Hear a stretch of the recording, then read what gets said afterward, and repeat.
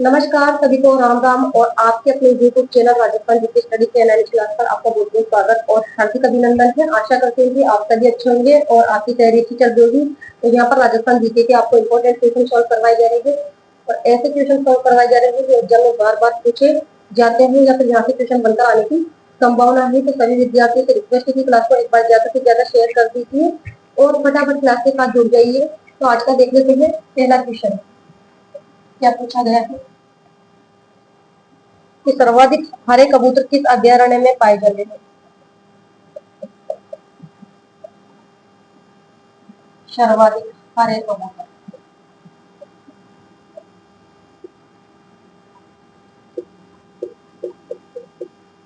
किस अभयारण्य में पाए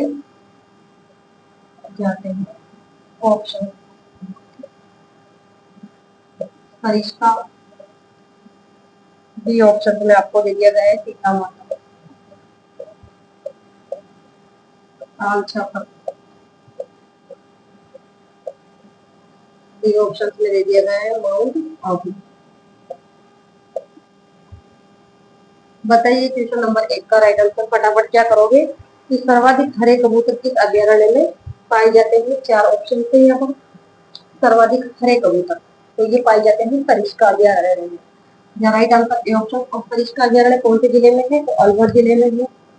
ठीक है। और किसके लिए जाना जाता है तो यहाँ पर सर्वाधिक हरे कबूतर, सर्वाधिक हरे कबूतरों के लिए प्रसिद्ध है। इसके अलावा हरी गर्दन वाले तोते यहाँ पर पाए जाते हैं। ठीक है। कहाँ पर सरिस्का अभयारण्य। सीता माता जो अभयारण्य है ये प्रतापगढ़ में स्थित है और ये जाना जाता है किसके लिए उड़न गिलहरी के लिए। क्वेश्चन बनकर आ सकता है कि उड़न गिलहरी के लिए कौन सा अभयारण्य जाना जाता है तो सीता माता अभयारण्य। ताल छापर जो अभयारण्य है चूरू जिले में है और किसके लिए प्रसिद्ध है कृष्ण मृग के लिए। ठीक है। माउंट आबू अभयारण्य कहाँ पर है सिरोही और ये किसके लिए जाना जाता है जंगली मुर्गों के लिए। जंगली मुर्गों के लिए जाना जाता है। तो राइट आंसर हमारा ए ऑप्शन हो जाएगा। पूछा गया कि सर्वाधिक हरे कबूतर किस अभयारण्य में पाए जाते हैं तो सरिस्का अभयारण्य। ठीक है। क्वेश्चन नंबर देख लेते हैं। तो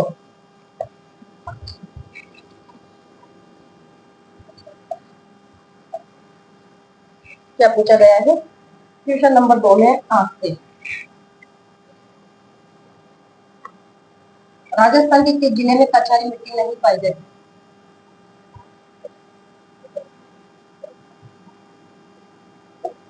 राजस्थान के किस जिले में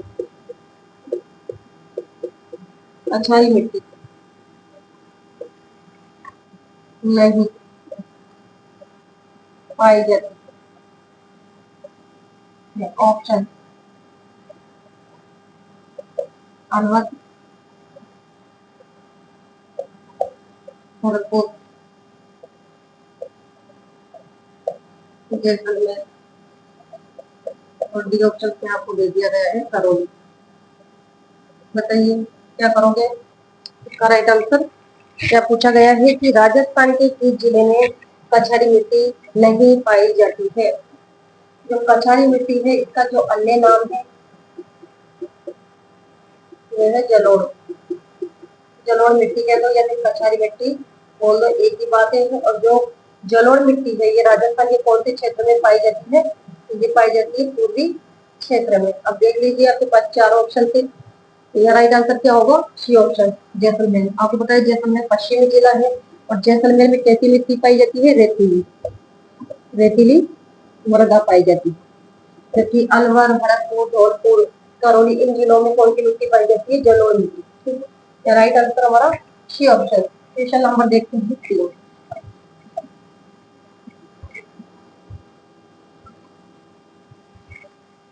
क्वेश्चन नंबर 3 में आपसे क्या पूछा गया है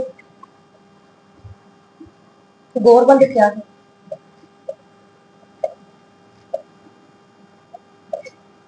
तो गोरबंद क्या है। ऑप्शन दुल्हन का आभूषण,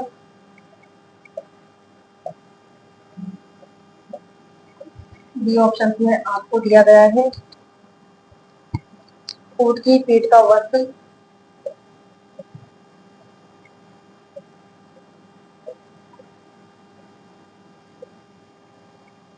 सी ऑप्शन में आपको दिया गया है दरवाजे सजाने का वस्त्र,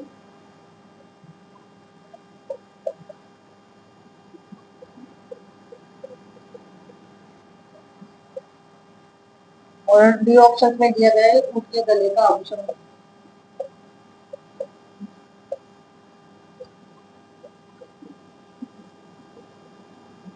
बताइए क्वेश्चन नंबर 3 का क्या राइट आंसर आप करने वाले हो, बताइए मुझे कि गोरबंद क्या है।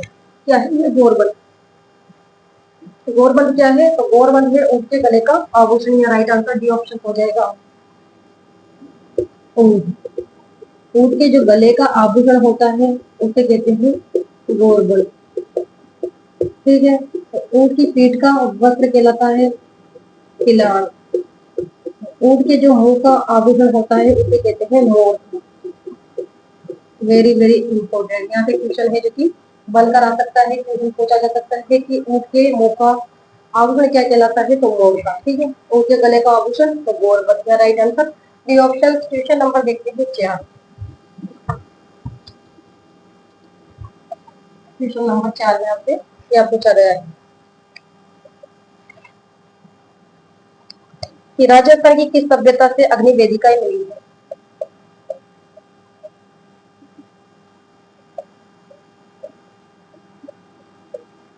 राजस्थान की किस सभ्यता से अग्नि वेदिकाएं मिली है। ऑप्शन कालीबंगा, रघुमहल, आहड़, और डी ऑप्शन में आपको क्या दिया गया है, पीलीबंगा। बताइए क्वेश्चन नंबर 4 का राइट आंसर कि राजस्थान की किस सभ्यता से अग्नि वेदिकाएं मिली है। तो आप सभी जानते हैं कि अग्नि जो वेदिकाएं मिली है कौन सी सभ्यता से प्राप्त की गई है, कालीबंगा सभ्यता से। ये जो कालीबंगा सभ्यता है, कालीबंगा सभ्यता, ये कहाँ पर है, कौन से जिले में है, तो हनुमानगढ़ में। कौन सी नदी पर है कालीबंगा सभ्यता, तो घग्गर नदी पर। ठीक है, और कालीबंगा जो सभ्यता है इसकी जो खोज है वो 1952 में किसके द्वारा की गई थी, अमलानंद घोष के द्वारा। ठीक है, अमलानंद घोष ने की थी इसकी खोज, या फिर इसका उत्खनन। क्वेश्चन बनता हो सकता है कि कालीबंगा का जो उत्खनन करता है वो कौन है। तो कालीबंगा का जो उत्खनन है वो किया गया था 1961 में। किसके द्वारा किया गया था, V K Thakar. Very very important, V K Thakar और डीबी लाल के द्वारा।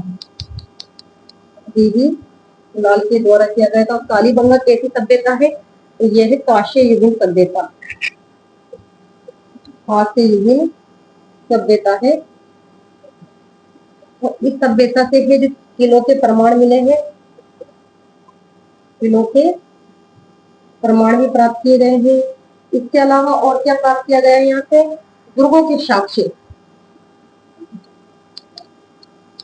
दुर्गों के साक्ष्य, किलों के प्रमाण। इसके अलावा गेहूं और जौ के अवशेष, गेहूं और जौ के प्रमाण भी यहाँ से प्राप्त किए गए हैं। ठीक है, इसके अलावा यहाँ से है जो कि अग्नि वेदिका है,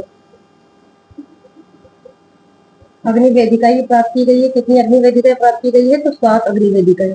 क्वेश्चन बनकर आ सकता है कि कालीबंगा सभ्यता से कितनी अग्नि वेदिकाएं प्राप्त की गई है, तो 7 अग्नि वेदिकाएं। ठीक है, यह राइट आंसर हमारा ए ऑप्शन हो जाएगा। क्वेश्चन नंबर देखते हैं 5।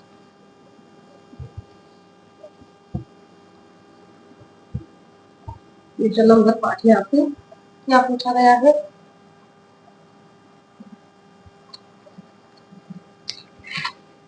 कि बीकानेर राज्य की स्थापना किसके द्वारा की गई।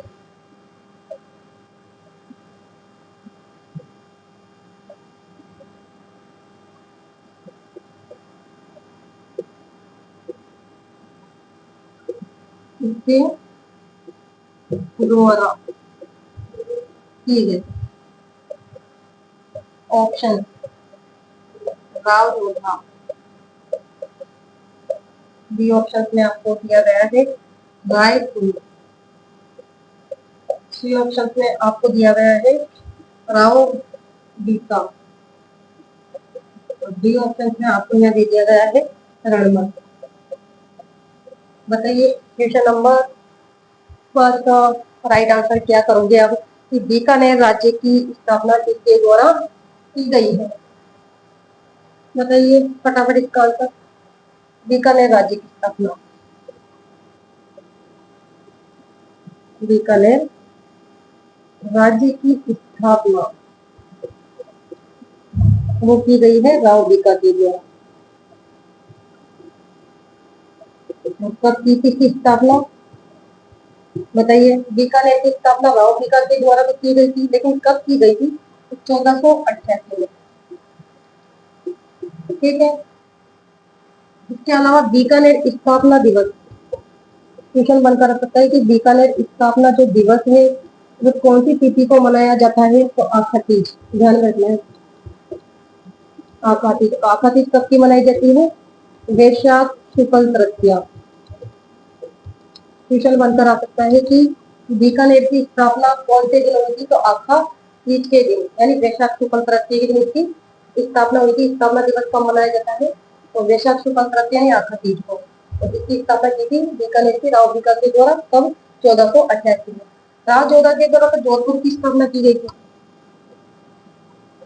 जोधपुर की स्थापना वो की थी राव जोधा के द्वारा कब की थी 1459 ईस्वी में। ठीक है। यहाँ राइट आंसर हमारा सी ऑप्शन हो जाएगा। क्वेश्चन नंबर देख लेते हैं फटाफट 6। क्वेश्चन नंबर 6 में आपसे क्या पूछा गया है।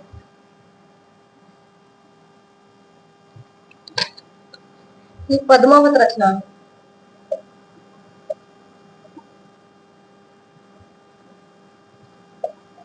पद्मावती रचना है।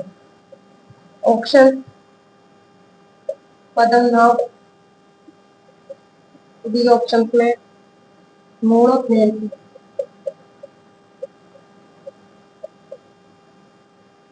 सी ऑप्शन में आपको दिया गया है चंद बरदाई, डी ऑप्शन में आपको दे दिया गया है मलिक मोहम्मद जैसी।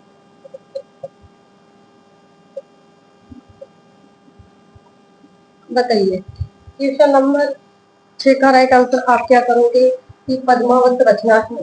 पद्मावत किसकी रचना है।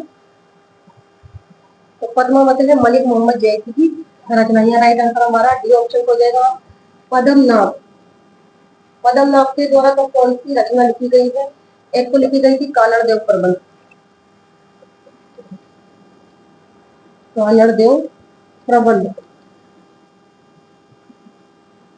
या फिर वीरम देव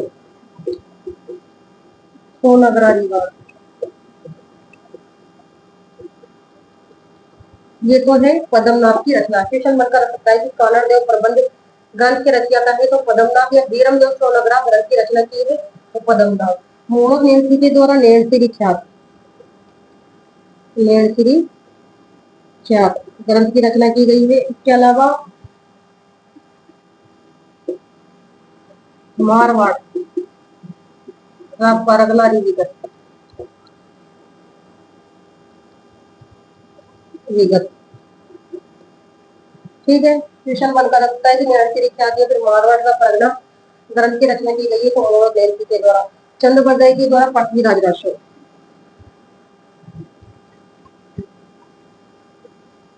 ठीक है। यहाँ राइट आंसर हमारा हो जाएगा डी ऑप्शन। क्वेश्चन नंबर देख लेते हैं। तो आपको एग्जाम में क्वेश्चन यहाँ से ही घूम फिर कर बनकर आने वाले। ठीक है। क्वेश्चन नंबर 7 में आपसे क्या पूछा गया है।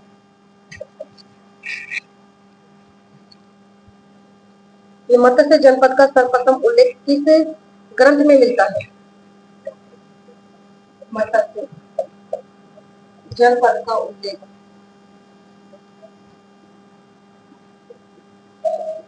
किस ग्रंथ में मिलता है।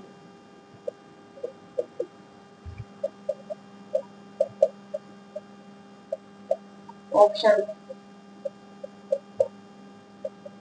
ऋग्वेद, बी ऑप्शन में आपको दिया गया है यजुर्वेद, सी ऑप्शन में आपको दे दिया गया है सामवेद, और डी ऑप्शन में आपको दिया गया है अथर्ववेद। बताइए क्वेश्चन नंबर 7 की मत्स्य जनपद का उल्लेख किस ग्रंथ में मिलता है? मत्स्य जनपद का उल्लेख कौन से ग्रंथ में मिलता है? यहाँ पर सर्वप्रथम मत्स्य जनपद का सर्वप्रथम उल्लेख किस ग्रंथ में मिलता है? तो वो मिलता है ऋग्वेद में। ठीक है, राइट आंसर ए ऑप्शन मत्स्य जनपद। इसकी जो राजधानी है ये कौन सी है? बेरार। ठीक है, और बेरार का जो प्राचीन नाम है वो क्या है? विराटनगर। विराटनगर। ठीक है, बेराट का प्राचीन नाम क्वेश्चन बनकर रखता है कि बेराट का प्राचीन नाम था तो विराटनगर। ठीक है, और मत्स्य जनपद की राजधानी थी बेराट। क्या right answer A option. Question number 8।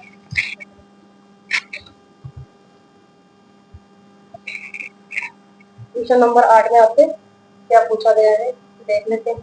Question number 8 क्या कह रहा है कि इजलास खास की स्थापना की थी?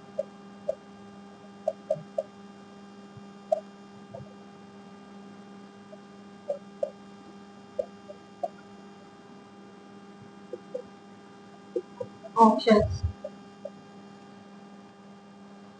महाराजा बनने थे,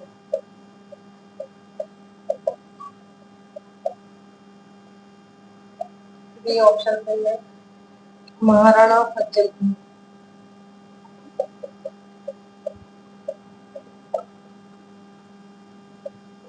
सी ऑप्शन में आपको दिया गया है क्या? राणा भगवंत सिंह,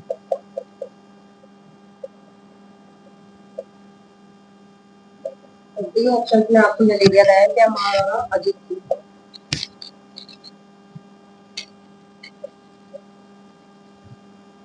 बताइए क्वेश्चन नंबर 8 की इजलास खास की स्थापना की थी? 4 ऑप्शन थे, तो इजलास जो खास की स्थापना है किसके द्वारा की गई थी? तो महाराणा सज्जन सिंह के द्वारा की गई थी। यहाँ राइट आंसर हमारा बी ऑप्शन हो जाएगा, महाराणा सज्जन सिंह, उनके द्वारा इजलास खास की स्थापना की गई थी। कब की गई थी? 1877 में। या फिर महाइंद्राजा सभा का गठन। क्वेश्चन बनकर आ सकता है कि महाइंद्राजा सभा का गठन किसके द्वारा किया गया था? तो महाराणा सज्जन सिंह के द्वारा, और कब किया गया था? 1880 में। ठीक है, इसके अलावा महाराणा जो सज्जन सिंह है इनके द्वारा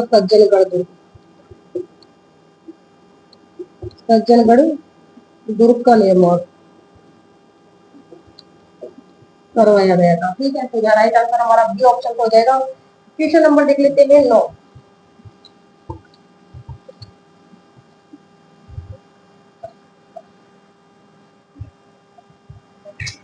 क्वेश्चन नंबर 9 में आपसे क्या पूछा गया है कि वीर भारत सभा की स्थापना की थी? वीर भारत सभा की स्थापना की थी? Option Sagarmal Gopal,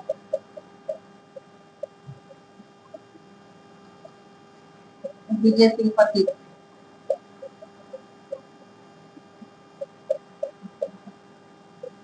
C option में आपको दिया गया है केसरी सिंह भारत, केसरी सिंह भारत, और डी ऑप्शन में आपको दिया गया है अर्जुन लाल सेठी, अर्जुन लाल सेठी। बताइए क्वेश्चन नंबर 9 का राइट आंसर कि वीर भारत सभा की जो स्थापना है वो किसके द्वारा की गई थी? वीर भारत सभा की स्थापना, वीर भारत सभा वीर भारत सभा, इसकी जो स्थापना है ये की गई थी केसरी सिंह बारड, केसरी सिंह बारड के द्वारा। ठीक है, और केसरी सिंह जो बारड थे इनके पुत्र का क्या नाम था, तो प्रताप सिंह बारड, और भाई का क्या नाम था, तो जोरावर। ठीक है, इस प्रकार से ध्यान में आपको रखना है। तो वीर भारत सभा की स्थापना तो केसरी सिंह बारड के द्वारा की गई, लेकिन वीर भारत समाज, वीर भारत समाज की स्थापना ये किसके द्वारा की गई थी, तो विजय सिंह पति, दोनों में अंतर है, विजय सिंह पति के द्वारा। क्वेश्चन बनकर आ सकता है कि वीर भारत समाज की स्थापना किसके द्वारा की गई थी, तो विजय सिंह पति के द्वारा। तो वीर भारत सभा की स्थापना की गई थी केसरी सिंह बारड के द्वारा। तो यहाँ पे यही पूछा गया कि वीर भारत सभा की स्थापना की थी केसरी सिंह बारड ने। सागरमल जो भोपाल की प्रमुख घटनाएं हैं वे कौन कौन सी है, एक तो गुंडा राज है, इसके अलावा आजादी के दीवाने हैं, और रघुनाथ सिंह का मुकदमा है। अर्जुन लाल सेठी का अर्जुन लाल जो सेठी है इनका संबंध कौन से जिले से है, तो जयपुर जिले से है। इनकी प्रमुख रचनाएं कौन कौन सी है, अर्जुन लाल सेठी प्रमुख रचनाएं बताइए आप मुझे। शूद्र मुक्ति या फिर स्त्री मुक्ति।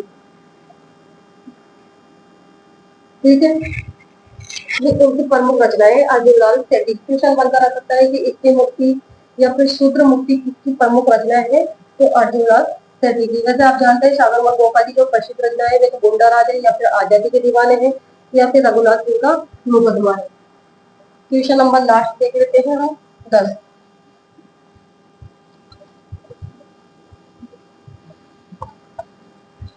क्वेश्चन नंबर 10 में आपसे क्या पूछा गया है, क्या कह रहा है क्वेश्चन नंबर 10 कि शिरोई का राजस्थान में विलय कब हुआ। शिरोई का राजस्थान में विलय कब हुआ। ऑप्शन में आपको दे दिया गया है 1952, 1948, 1956, और डी ऑप्शन से आपको दिया गया है 1949। शिरोई का राजस्थान में विलय कब हुआ यही पूछा गया है। तो जो शिरोई का विलय है वह राजस्थान के कौन से चरण में हुआ था, अंतिम चरण में हुआ था। तो अंतिम चरण कौन सा था, 7वां चरण था। ठीक है, कब हुआ था, इसका मतलब 1 नवंबर 1956 को शिरोई का राजस्थान में विलय। शिरोई का विलय क्वेश्चन बनकर आ सकता है कि शिरोई का विलय कौन से चरण में हुआ, 7वां चरण।